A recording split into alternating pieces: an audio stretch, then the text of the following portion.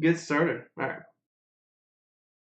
Welcome to the Too Much to Say podcast, where we have too much to say, episode 15.5, where we're going to talk about Friday Night Fortnite, the Summer Skirmish that happened this morning, and break down the World Cup semis and go into the finals and talk about the state of the NFL. I appreciate you joining us. If you're here with us on Twitch, we're at twitch.tv/2M2S. We switched it up. Gonna go with the Too Much to Say Twitch handle going forward. All right. Well, I guess we can work backwards. We can start. Let's preface this. This week was the beginning of season 5 for Fortnite, where they released a huge patch with a bunch of changes. And this kind of shaped the entire landscape of these tournaments this week. And it's in some ways, I would say all in all, the changes have been fantastic. Everything to do with the new rifts, where you can drop out of the sky again, with the golf carts allowing these brand new rotations in these duos tournaments. And also that nerf to the shotgun. I thought that was, and everyone's hating it. Everyone was, calling out Daquan on how he wasn't going to be able to double pump anymore.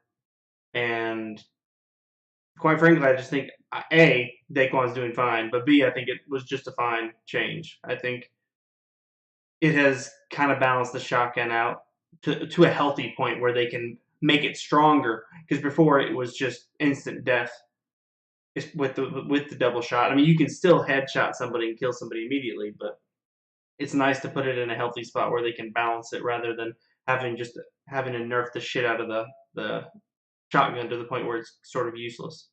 And they also brought up the power of the epic and legendary, whereas before people would run pump shotguns and avoid the epic and legendary. So all in all, the changes I thought were good. But since our last sports podcast, we've had 3 different tournaments. One actually before season 5, and that was the Nerd Out Anything Goes last Sunday. And then we've had a Friday Night Fortnite tournament, which was last night, and then today we had the Summer Skirmish. All of these were duos tournaments, but all of them a little bit different. The Nerd Out Anything Goes tournament was, I thought it was just fascinating. It was a kind of a spin on the Friday Night Fortnite, where 2 duos get together in a squad and go slaying. Team with the most kills wins. But this time you were able to actually sabotage each other. And quite frankly, I don't know if it was a better tournament, but it was definitely interesting. I enjoyed seeing the BM amongst pros. I enjoyed watching people get killed with impulse grenades, destroying other people's buildings. It had a drastic effect. I enjoyed it. I don't know if it's necessarily I don't know. I don't know if it's going to be the standard. I think that the Keemstar Friday Night Fortnite still reigns king. I still think it's kind of sort of a better, more even format until we get to the point where we can just have go into duos, 2 people on each side, and then we can kind of track kills in game. We'll get to that later. We're gonna get to that later. That's kind of where the Summer Skirmish took us. And and that was a whole nother thing today. But let's go ahead and take a look at how everything panned out with the Friday Night Fortnite tournament this week. We actually had a first time winner.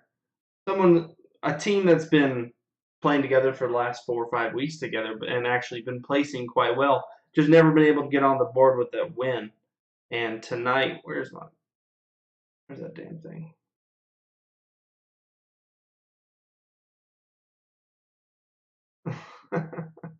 There it is. All right, there we go. move myself.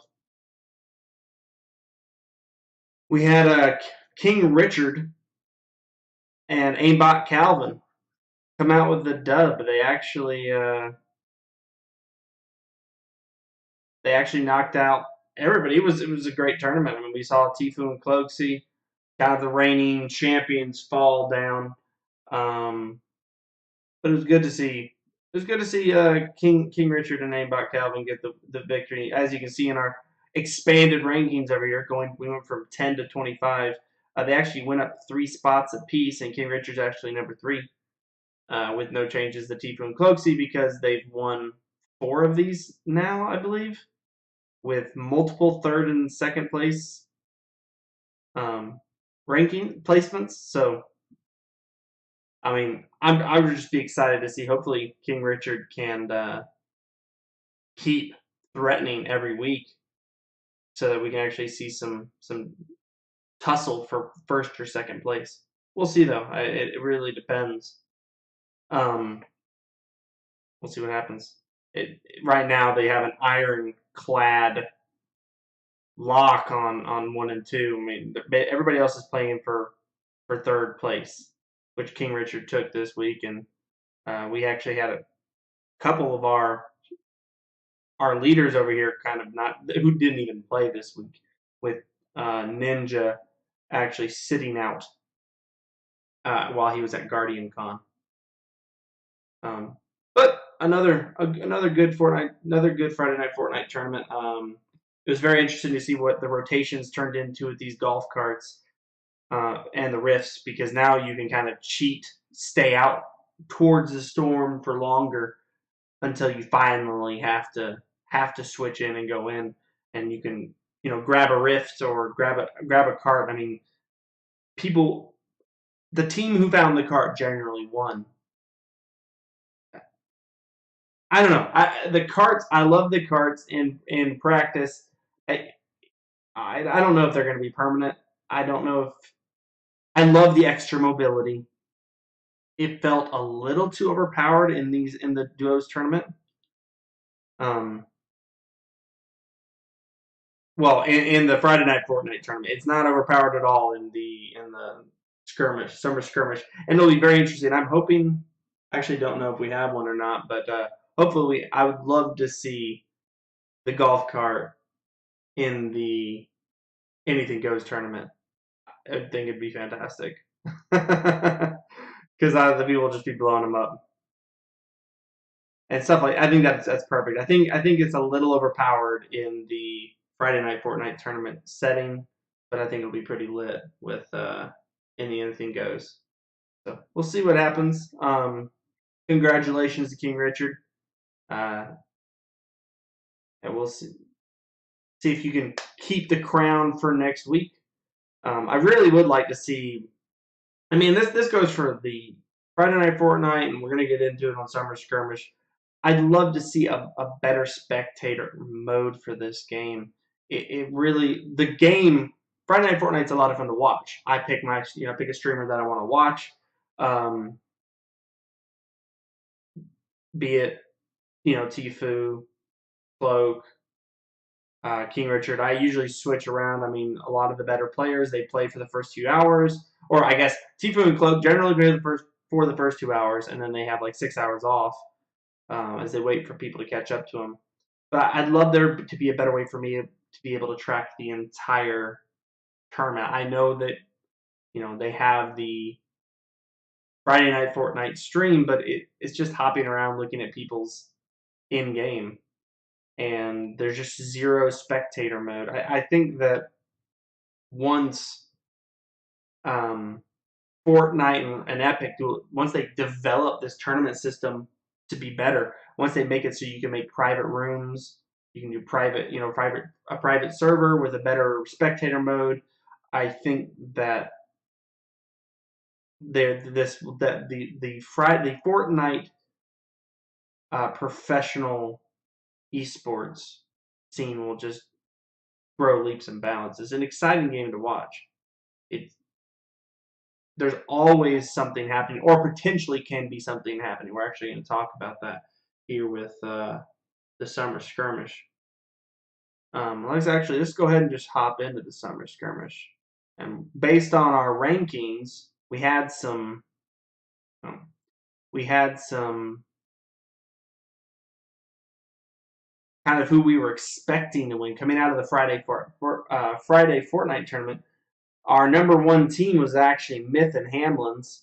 As you can see, Tifo and Cloak were actually separated because for some reason Epic didn't invite Tifu or Cloak individually, so they had to get invited by by another streamer, by another player. And luckily they both were, since they're probably the top two players, top two Fortnite players right now. I mean, I think that's pretty hard to debate one way or the other. They certainly they dominate. They didn't win this week, Friday Night Fortnite, but it is.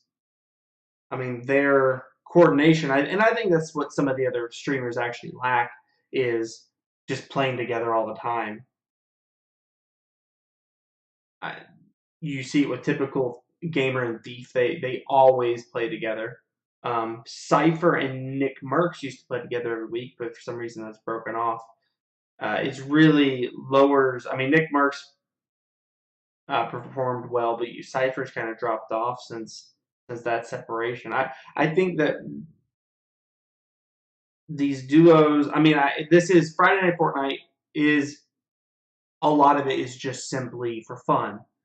There's money on the line, but I would love to see these duos take it as seriously as Tifu and Cloak and as typical gamer and thieves. When you're the synergy and working together, that's only going to grow if you play all the time together instead of separating and going your separate ways. It was actually interesting with this summer skirmish. I felt like a lot of the players took it a lot more seriously. I mean, this is a $250,000 tournament. This is coming from Epic themselves. They basically have committed to. I think they said they committed $100 million this year to make Fortnite an esport, like to make there actually be a professional esports scene with Fortnite, which is exciting. I mean, with that money, you can actually develop a lot of the things I've been talking about with the in-game scoring, um, with a better spectator, making a better viewer experience. I mean, Overwatch is a great example of this. Overwatch, I don't personally like watching it, but when I played it, and when they said it, they made their huge announcement. They got all these donations. Everybody was coming in with all the not donations, people buying teams, and it was super expensive. I thought it was like 10 million or something to buy an Overwatch team. But Overwatch seemed like the sport that would kind of translate the worst, because how do you track it? It's 5v5. It's everybody for themselves. How do you track? But they've actually done a really great job developing the spectator version, the spectator portion of their game. They went above and beyond. I think that's probably what they had to pitch to people, because, quite frankly, it didn't seem like it was going to work out well. Um, and this is a rite of passage for every esport. League of Legends, one of the first big ones. They had to, at first, when League of Legends first came out, there was a little sprite. They had like an in-game person on each team so that they could swap back and forth to those feeds. And they no longer have that because they've built it out. And, League of Legends is a full-fledged esport. Let's rite of passage. Fortnite will get there if they're dedicated, and they seem like they are. Um, Speaking of which, let's talk about the summer skirmish, because things were interesting. They actually called it after 4 games. It was supposed to be an 8-game series. Basically, the difference between Summer Skirmish from these other Fortnite tournaments is it's put on by Epic, so they actually have access to a private server. So they invited 49 49 duos. I believe they just didn't invite a 50th.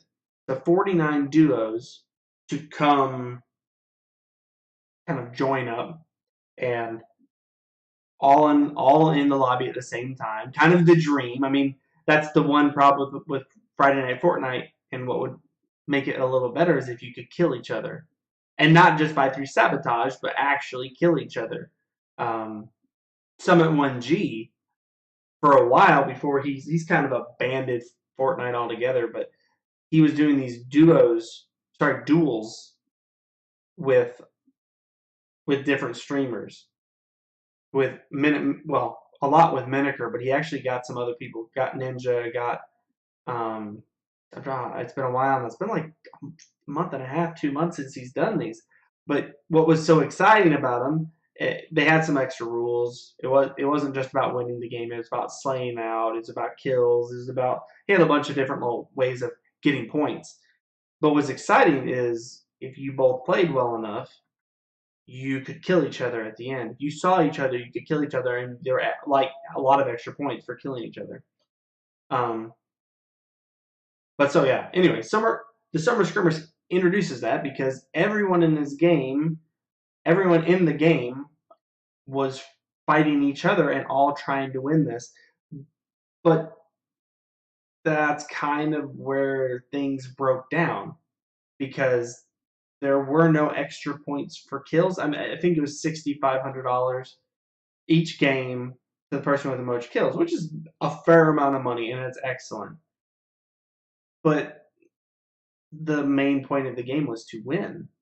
I think it was 50,000 to win a game or something like that. It was a lot of money. A lot of money. I mean, these Friday Night Fortnite tournaments are $20,000, and that's the entire prize pool. This one was updated. It's $250,000 tournament. So when you have $6,500 on the line, or $50,000, you're not even thinking about killing. You're just trying to stay alive so you can win. But because of that, because everyone was trying to stay alive, it made for kind of a boring game, boring tournament. Because everyone's turtling, everyone is just.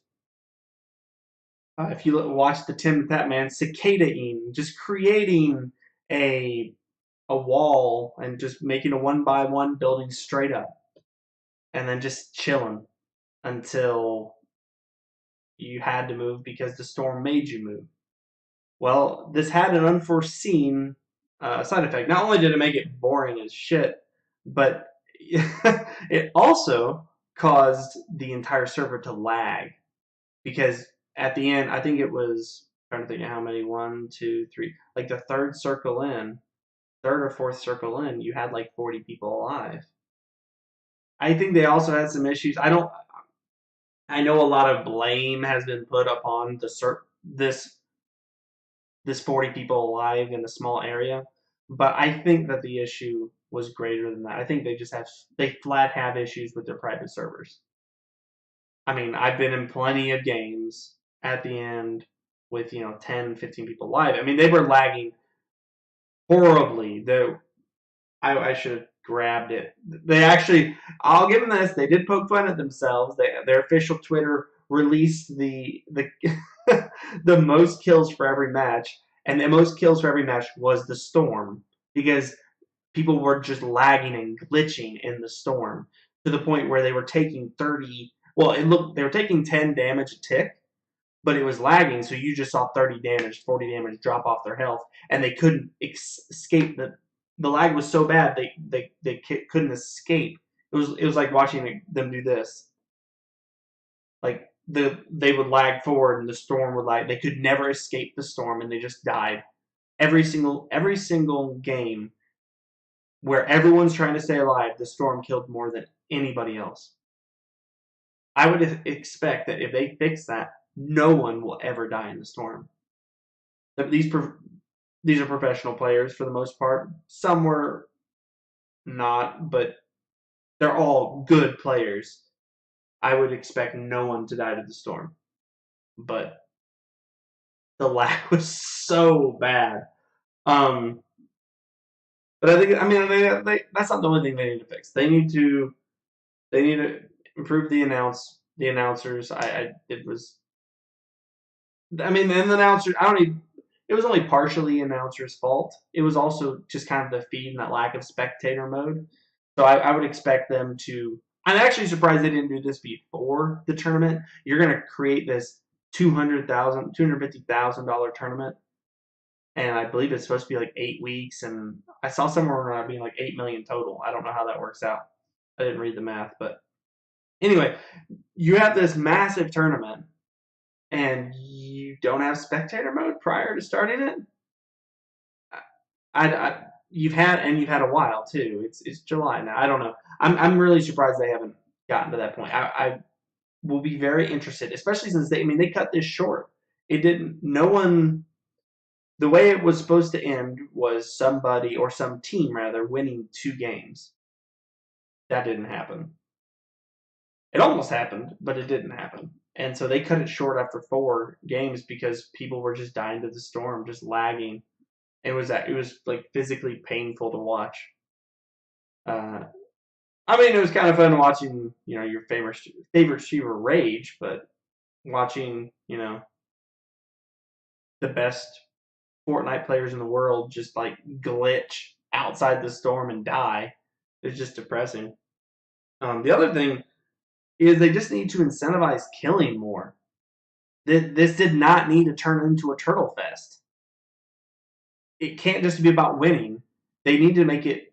Honestly, they need to make it about kills, and they need to make it so you have an in-game tracker where anybody, especially your announcers, but anybody can just pull up and see all the kill count for everybody in the match. That way, you know where you're at, you know where you're going, and you can then incentivize kills. I would say most kills win, but with the caveat that first place gets 3 extra kills, second place gets 2 extra kills, and third place gets 1 extra kill. So you'll be rewarded for winning still, but you'll also be rewarded for risking it. And if you're able to grab 5 kills and die, that might be worth it to you more than actually winning that match. So I would love to see them. I'd love to see them make this all about kills, kind of like the Friday Night Fortnite. I think it pushes the game forward, makes it interesting, makes people not be static, and that this game needed it. It also needed not lag to hell, but it needed to also not turtle. So I would love to see. I think that's actually going to be the only way that Fortnite will be successful as an esport, because right now just flat out winning just doesn't feel good. Not the type of gameplay it encourages. It encourages you to sit and wait. Who cares how many kills you get? Anyway, my last thought for the Friday night, or for the SummerSkirmish is you guys need to free Tfue and Cloakzy. They're the best duo in the world, or that has been seen anyway, on a professional level. And you didn't invite either of them. That's ridiculous. I get it. I know they're the best. I know they might they'll probably win, and nobody wants to see that. But from a competitive standpoint, like, you want your game to get to where it needs to be. Everyone needs to beat the best, and that's what makes Friday Night Fortnite so entertaining. And they didn't win Friday Night Fortnite this week. It was King Richard who won it. So free Tfue and Cloakzy. We need to get that trending on Twitter. Epic needs to know how we feel. Anyway, enough about Fortnite. I'm excited to see where it's going. I enjoy Friday Night Fortnite.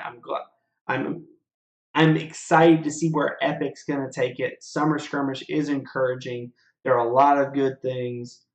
This new season's cool.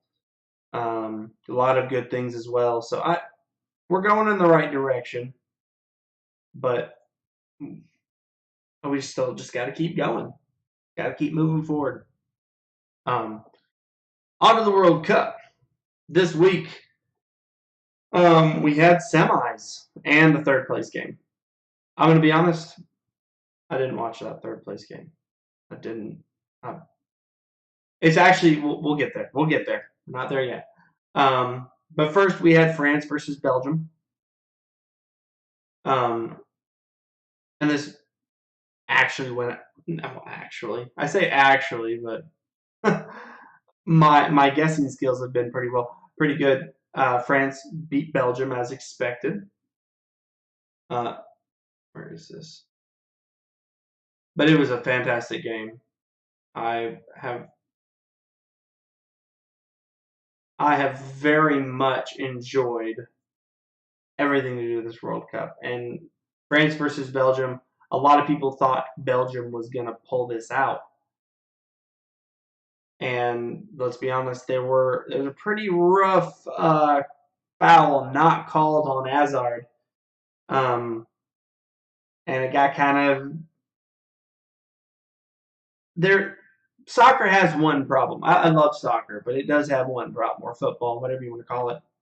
We're in America. This is it's soccer, but it does have one problem. I do think stoppage time is an issue, and this World Cup kind of not this World Cup, but the ability to mess with it just kind of proved like Mbappe at the end of the game, they're up by one, and he just doesn't even care. Like he starts kicking.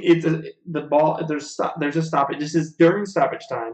The ball stops. There's a foul. It's a foul on France, and he basically stops the game from restarting by kicking the ball around. He gets a yellow card for it, but he took 20 to 30 seconds off of stoppage time. I mean, that's potentially invaluable when you're up. I just don't think that that's something that people should be able to do. The ref should just add that back on. So if you stop it, it's. I think someone suggested it be called effective time, essentially. But you just can't have that. You can't have you can't have 30 seconds of your stoppage time just wasted. Um, it was a great game though, and I'm I'm excited. I'm excited to see France keep going. I mean, I still think they're the best team. So, oh, one thing of note that heel flick by Mbappe. This game actually turned out completely different from what I thought it was going to turn out. I thought that we would have a lot more goal scoring. I believe I was on here. I said 4-2, and I think it ended up being. Did it end 1-0? Yeah, it ended 1-0. France. I mean, Belgium was the best scoring. First off, I didn't think that France's defense would shut Belgium down like it did. It was. I mean, I know they had great defense, and they did get a lot of favorable calls, I guess, but to shut down the best offensive team in the cup was impressive. But I also thought France would score a lot more. So hats off to both defenses, and honestly, some kind of shitty finishing. For honest, I mean, there was no. There was a beautiful heel flick by Mbappe. Just look up heel flick by Mbappe. He and the guy doesn't finish. It was absolutely tragic. Um, absolutely tragic. But that being said, France is on to the finals, and for their opponent in the finals, it will be Croatia. This is actually I got this one wrong. I thought we'd have a 2-1 victory by England. It actually ended up being 2-1 victory by Croatia. And honestly, England is lucky. It wasn't worse. Croatia.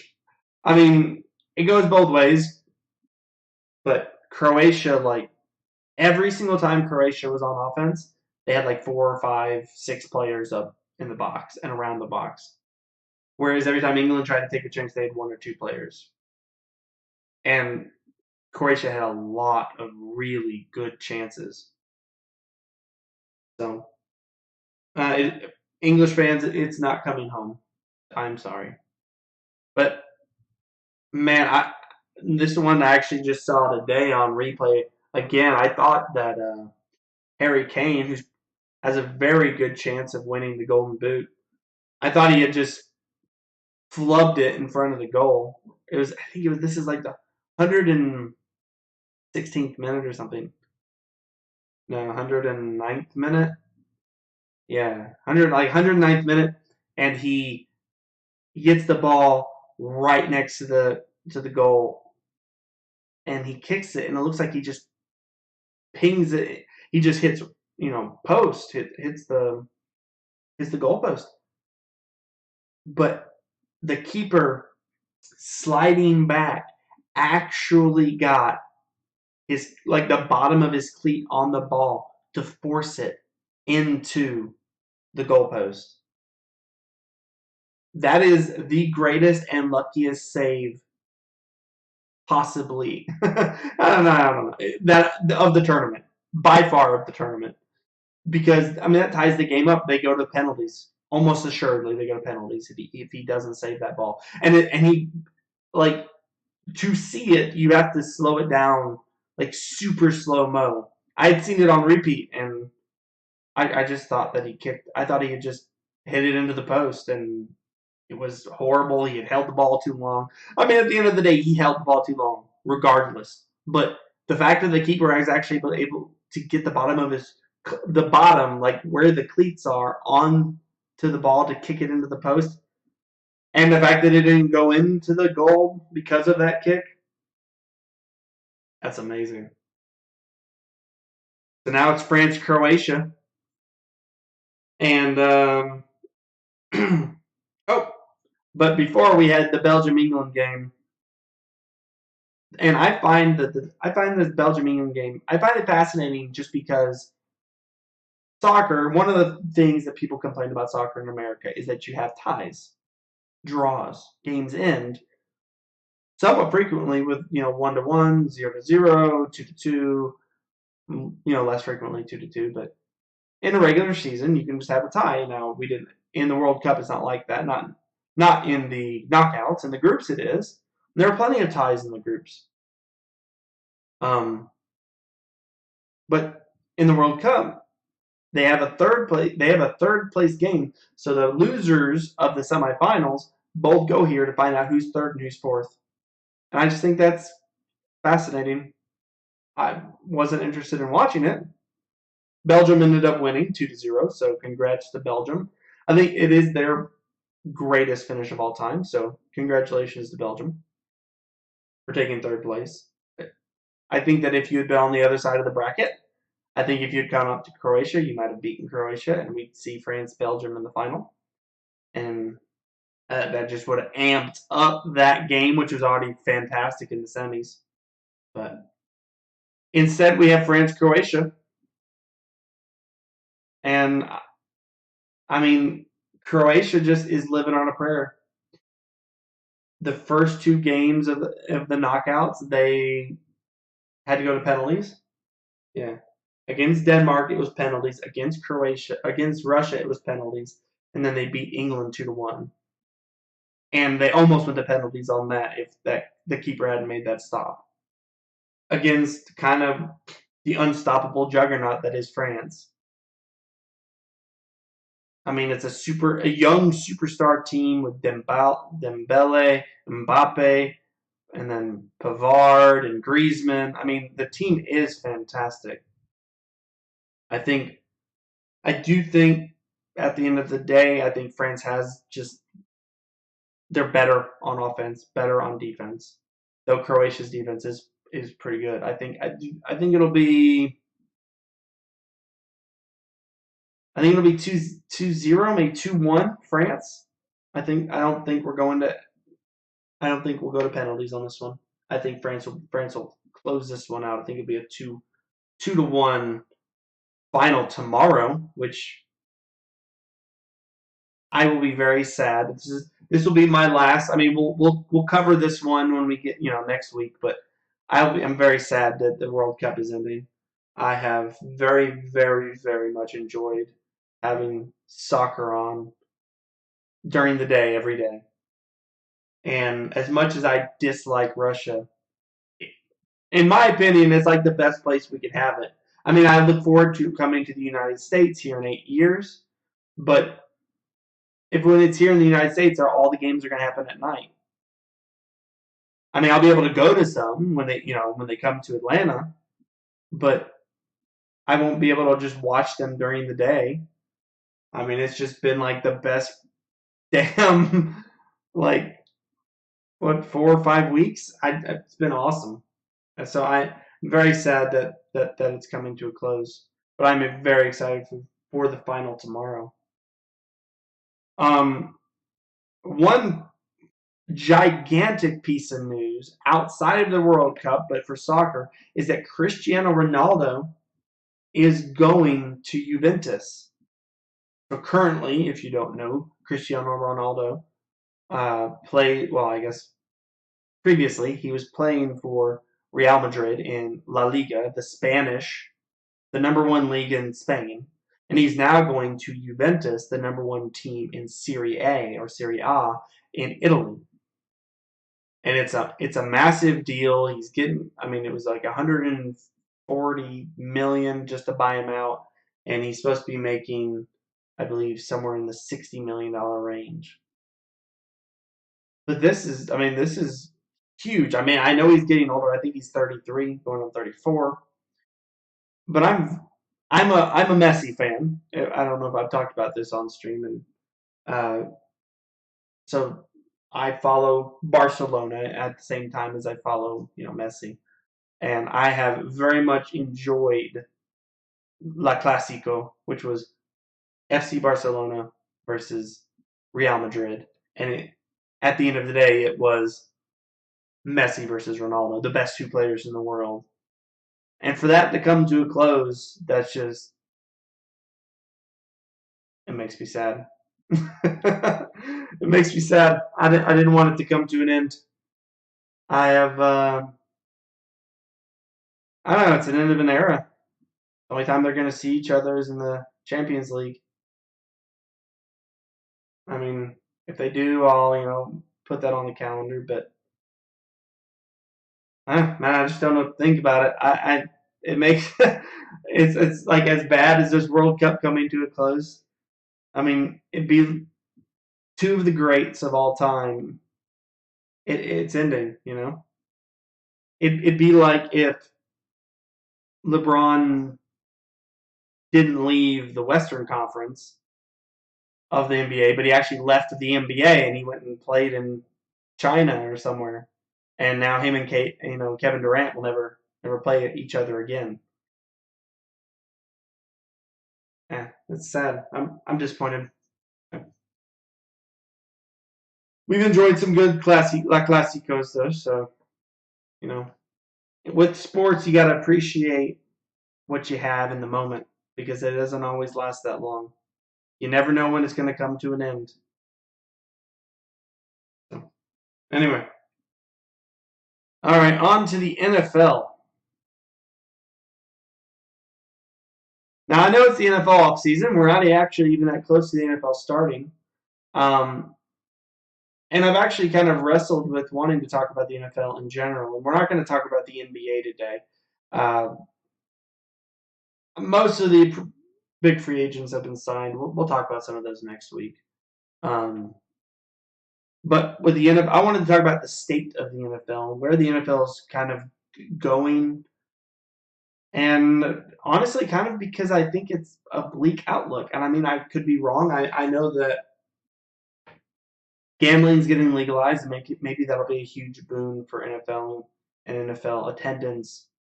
But I kind of don't think it matters, and I'll tell you why. Let's first off, let's start off with the pros. Let's talk about the positives for the NFL. It's by attendance, by viewership, it's the most popular sport in the U.S. even last year. It's a burst type of excitement. I mean, there are big plays after big plays. It has signature moments. It's exciting. I very much have enjoyed watching the NFL. But I think that it's on the other side of being great. I think there's to start off with, I think there's some very large threats. I think the threat of the NBA. I think the NBA hasn't surpassed it, obviously, but I think the NBA is it's getting bigger. It's becoming, as reported by many other people, it's becoming a 365-day a year sport where there's always something happening, always something to talk about. I think they're very, very well set up. The way that they basically just transitioned from. All right, my one problem is that they did the damn awards show after the finals. They should have done it before. It makes no damn sense. But to go from the end of the finals, and then it was like 2 weeks later we had the draft, and then like a week later it was free agency. I mean, and then right after free agency started, they started up with the summer league. I mean, I think they've just done a fantastic job staying in people. I mean, it's July. We're going to start up. I think it's October when we start back up. So that's August, September, 2.5 months, 3.5 months. If I forget where it's at. It might be the end of October, but I'd have to look. Anyway, and then the MLS is constantly growing, and the influence of soccer is only going to grow with the World Cup coming here in eight years. And I think every World Cup actually just makes huge progress in the United States. And we don't even have those here. Hell, this year we didn't even have the United States in the World Cup. But I think it grows the excitement. Americans, and mainly because we have all this access now. I could watch every single World Cup game this year. And that was amazing. Because that soccer is actually good. We've been saddled with the MLS. The MLS is just. I hate watching MLS soccer. It's shitty. The quality is just not there. But if I get to watch quality European soccer, it's huge. And the only way the United States is ever going to have quality European soccer is if we have quality athletes playing. And that's kind of where I'm going. But let's start off somewhere else first. The other thing that's really affected the NFL. The NFL has a lot of things going against it. This last year with the kneeling protests, it has essentially pissed off both sides of the political spectrum. The Republicans are enraged that a black athlete would kneel during the national anthem in protest of police brutality, as if it's some sort of disrespect to the flag to kneel. They act like he was flicking off the flag. They act like he was like, kneeling is a. This shit pisses me off. Let me. Yeah, that whole thing really angers me. There's no fucking reason for the Republicans to get so damn angry about someone kneeling during the national anthem as if it was disrespectful. Kneeling is one of the most respectful things that you can do. Do Christians not kneel? Do religious people not kneel while they pray? I felt like it was him going, them going on half-mast. The same way what you would do when someone dies of importance or importance to you, you bring your flag down to half-mast. Is kneeling not the same thing? Were they not protesting death? They're protesting police brutality, policemen shooting just unarmed black people. What the fuck's wrong with that? We should be angry that this police brutality is happening. It's just. Anyway. But the Republicans are angry. And let's be honest, there's a lot of Republicans that watch football. It's kind of the demographic. But it's not completely the demographic. I would not consider myself a Republican. And I have been diligently watching the NFL since as long as I can remember. I played fantasy football for 19 years. I am a huge NFL fan. But the way they responded to that flag kneeling, this whole anthem crisis, was to ban players from kneeling. And they've also blackballed Colin Kaepernick. And they've also blackballed Eric Reed. And I'm going to be honest, that doesn't sit well with me. I don't like this lack of expression that players have in the NFL. You don't see that anywhere else. The NBA lets their players protest.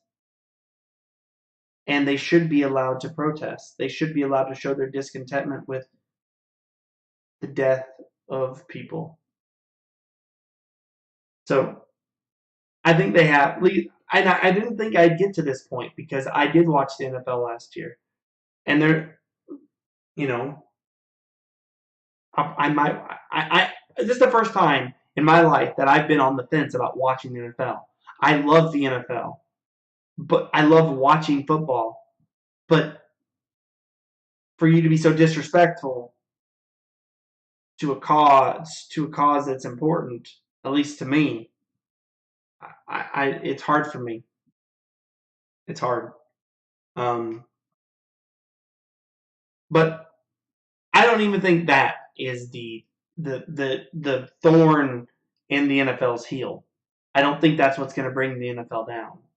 I think what's going to bring the NFL down is the fact that if I was a professional athlete, or not a professional athlete, but if I was a child, or even I have 2 kids, I have a son and a daughter. I don't think I want my son playing. Let me rephrase that. I don't want my son playing football. And if I was a fantastic athlete, I wouldn't want to play football. There are too many reasons for me. Everyone knows about concussions, right?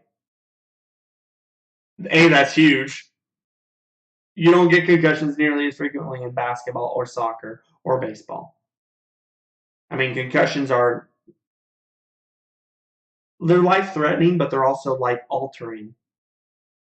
If you get them, you have a high risk of CTE and of dying early. But you also, even if you survive, you have a higher probability of being a vegetable for the rest of your life and losing, brain function.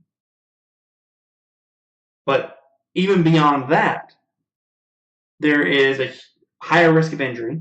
That's just, breaking bones, break ligaments, being able to walk. If you listen to people talk, I was talking to somebody the other day about Deion Sanders, one of the greatest cornerbacks of all time, if not the greatest cornerback.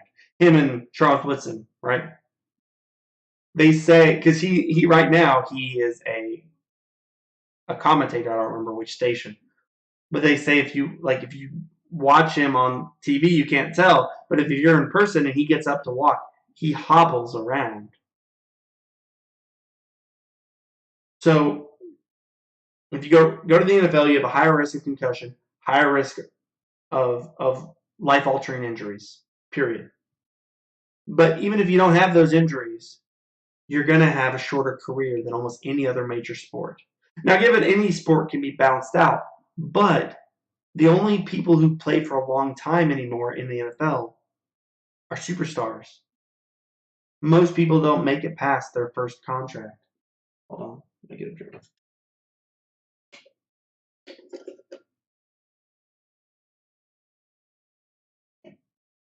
Ooh. Almost nobody makes it past, not almost nobody. Only superstars make it past their first contracts. Or quarterbacks, because quarterbacks are protected, because they're so important. So, if you're a running back, what triggered this was DeMarco Murray, 3 years ago, was one of the best running backs in the NFL. He just retired. So, and to go up on that, not only do you have a shorter career, you get paid less money unless you're a superstar. And even if you're a superstar, you get paid less money. Look at the contracts in the NBA. They're huge. LeBron James is getting paid $36 million a year. Let's get largest contracts NFL.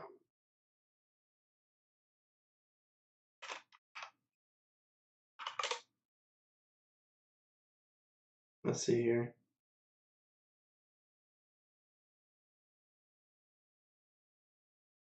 So the largest contracts are obviously going to be your quarterbacks, right?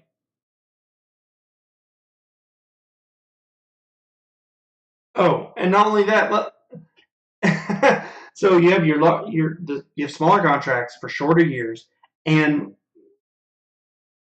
most of the money is not even guaranteed. So you get paid less money for shorter years. Your money's not guaranteed, and you're in one of the most injury prone. You are in the most injury prone sport that you could possibly play. Why would you sign up for that if you had a choice? This doesn't mean that you won't have athletes who choose it. You'll even have great athletes. I mean, hell, NFL has consumed a lot of the great athletes of the United States for the past 10 years. You've actually steadily seen the great athletes in Major League Baseball decline, despite the fact that Major League Baseball pays you a lot of money. It's just that Major League Baseball is not that exciting, so it doesn't get the attention of the great athletes. That now it's kind of been splitting, so you've had it between basketball and football. But I think what we're actually going to see is it's going to split between basketball and soccer. The quality of life that you'll have at the end of a basketball career is 10 times better than football. Same thing for soccer. You don't see people just getting. DeMarco Murray wouldn't be retiring right now if he was a fullback in soccer. I think what's going to kill. Oh, not to mention you don't even get player expression in the NFL. It has the most plantation owner mentality of all the sports. The owners just kind of tell the players what to do.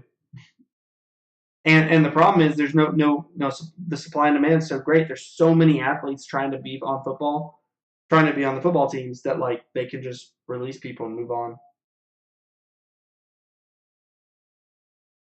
So, like I said, I think what's going to kill the NFL in 10, 15, 20 years, and not kill, but just greatly diminish. I think we've already seen it diminish. I mean, if we look at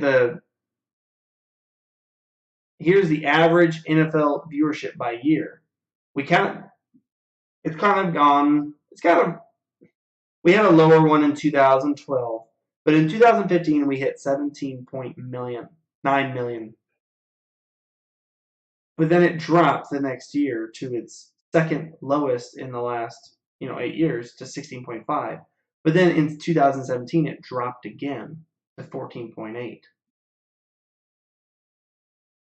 This is already happening. This isn't even with the diminishing of athletes. One of the things that they're having to do is they're trying to make football safer. But sadly, football, one of the main draws for football, and morbidly, I guess, is violence. And they're making it so you can't target people. You can't lead with your head. I'm not saying these are bad things. I'm just saying they were bad things for the NFL to lose. They're great things. I think that football, like I said, I wouldn't let my son play football. I don't want to see my son get permanently damaged playing a sport where it could be avoided. I want him to play sports, and I know shit happens, but I don't want him just getting plowed into and breaking his knee or slamming his head to the ground and getting a concussion that's going to affect him for the rest of his life. And like I said, this viewership's happening now. This is without the diminishment in talent that's coming. I firmly believe it's coming. I would say within 10 years, the quality of the NFL player will drop. And that's really only bad for diehard NFL fans and the NFL. It's not that we're going to not have great athletes. It's just those great athletes are going to go play other sports. If I'm the MLS, I'd be excited. And I would do my damnedest to try to recruit those players, those athletes, at a younger level. Quite frankly, I try to recruit a lot of the black athletes. But, soccer is coming to the United States. It's here. We have the MLS. It's shitty. We're getting there. But it's coming. We're only going to get better. Right now, we're just a bottom feeder league that gets washed out, European players and South American players when they're like 45. Actually made a joke the other day about Cristiano Ronaldo saying, when is Cristiano? Why isn't when's he going to come to MLS? He's just not old enough yet. Probably when he's 45 or 50, he'll come over to the MLS and keep playing. But that won't be forever, especially if this talent pool that's going to the NFL starts going to the MLS. I mean, I think it's going to happen for all the reasons I laid out. I mean, you can make more money, have a longer career, and have a better after career in any of the other major sports. That's baseball, that's basketball, that's soccer. I didn't look into hockey, but probably I don't know about career, but like money. There's not that much money in the NHL, but I still think they have longer careers. Anyway, that's the state of the NFL in my opinion.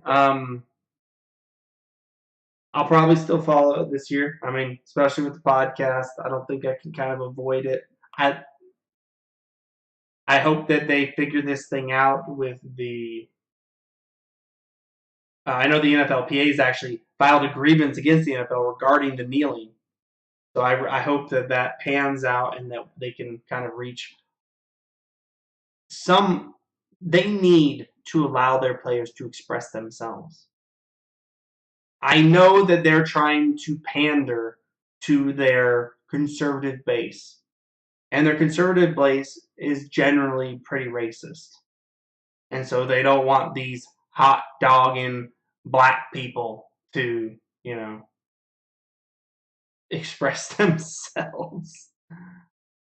But I think honestly, I think it's one of the cons for what they don't realize. It's one of the cons for the league is that they don't allow their players to have personalities. It's all about protecting the shield, that NFL shield in the upper right-hand corner of my browser, of the stream. They always are trying to protect the shield. Well, they should be trying to actually market their players and grow their league around players. But they have a problem with player safety. They have a problem with players not lasting but 2 years. I mean, like I said, I have been a huge NFL fan for the last 20 some odd years, and my son will not play football. And that's the state of the NFL right now. And I know I've heard many other parents express the exact same thing. And I think that's the worst thing that can happen for the NFL. Even if the NFL, they're going to keep getting their viewership for the next 15 years. They'll keep getting it. But when all of the AAA athletes are playing football, basketball, and soccer, viewership's only going to decline for football. Anyway, that's all I have to say for tonight. I appreciate you listening. Follow, like, subscribe wherever you're listening. We are on Spotify. We're on Stitcher. We're on YouTube. We're on twitch.tv/2M2S. We are live every Tuesday on Twitch at 8:30 p.m. Eastern Time. Same thing Saturday. Tuesday is our culture and politics. Saturday is sports. But feel free to hit me up after the stream. We always do a quick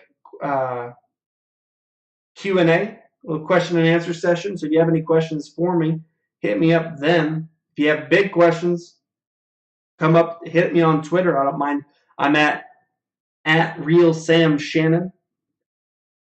I will always respond. So hit me up in my DMs or just straight up tweet at me. And if we get enough of those, enough big ones, we can do we'll even do like a mailbag, kind of a Twitter portion of the podcast every time. So hit me up. Again, I appreciate you listening. Follow, like, subscribe.